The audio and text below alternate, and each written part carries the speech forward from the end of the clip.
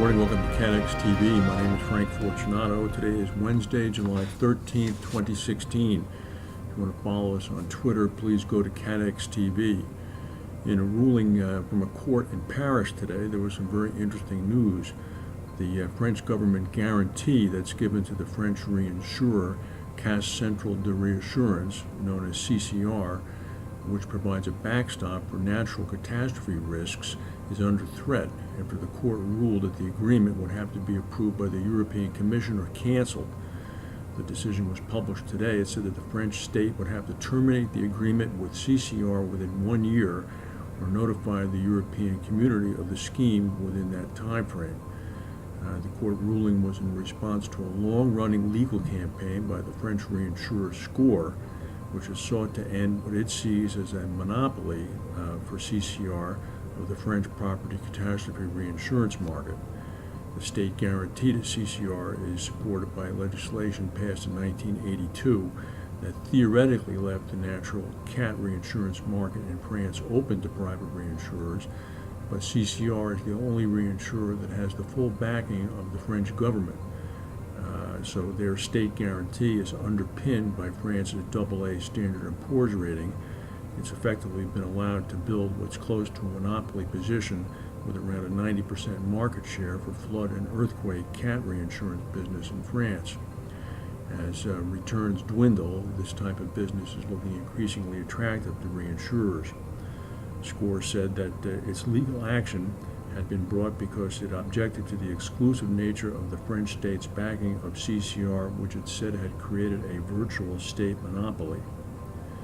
The investigation into yesterday's head-on train crash in southern Italy, which killed 27 people, is now focusing on the antiquated alert system on that line.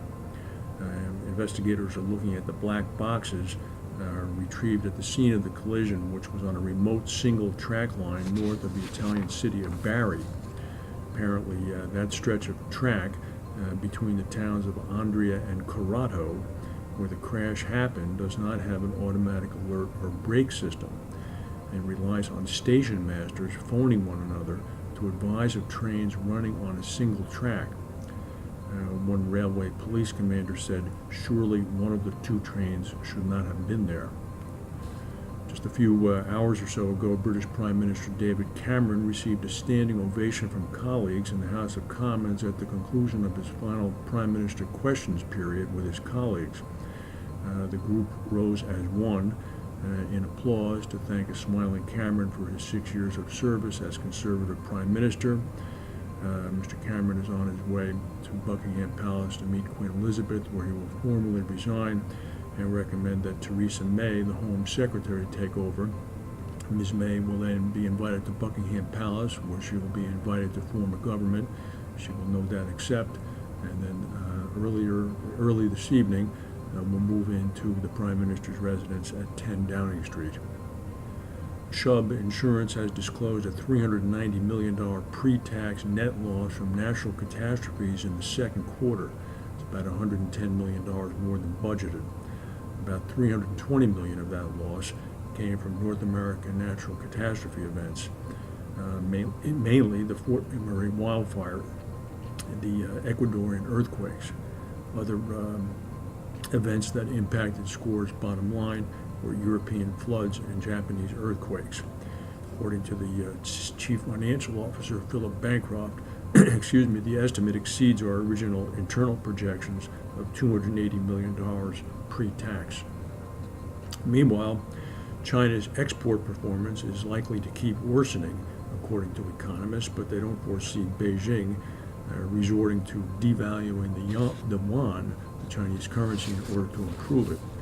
The concern centers around the June export number, which was down about 4.8% from a year earlier, accelerating drops of 4.1% in May and almost 2% in April. Imports also dropped coming into China, falling about 8.5%. Economists said that the worsening trade data came as no surprise given weak demand and increasing financial market turbulence. One analyst said the uncertainty left by the UK referendum is likely to weigh on demand in the EU, which takes about 16% of China's total exports. So here are the numbers. In the first 6 months of 2016, China's trade with the Association of Southeast Asian Nations dipped 8.1%. Its trade with the EU dipped 4.4%, and its trade with the U.S. dipped 11%, all from a year earlier.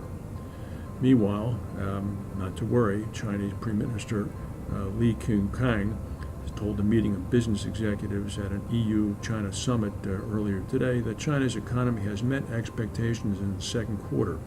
The growth number to be announced tomorrow will likely come in close to the first quarter's 6.7% rate, he said. Of course, there is a long-standing concern amongst financial analysts about the validity of Chinese economic numbers put out by the government.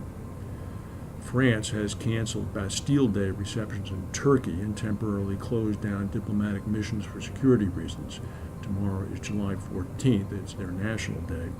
The French consul in Istanbul said that there will be no Bastille Day celebrations at diplomatic outposts in Istanbul, Ankara, and Izmir. She also said 3 diplomatic missions will be closed until further notice. Turkey's been rocked by a number of suicide bomb attacks. Most recently, the attack on the Istanbul airport, which killed 44 people last month. And the Emperor of Japan, Emperor Akihito, apparently will abdicate within a few years. Akihito was the heir to Emperor Hirohito, in whose name Japan fought World War II. Akihito ascended to the throne in 1989. His heir is 56-year-old Crown Prince Naruhito. According to the Japanese Broadcasting Network, we have learned that the emperor has expressed his intention to transfer his position to the crown prince while he is still alive. An effort is now underway for the emperor himself to express his thoughts widely, both domestically and abroad. This is big news in Japan. The emperor is still very revered there. That's the news for today. If we have any breaking news, we'll come back and tell you. Thank you for watching, and we'll see you tomorrow.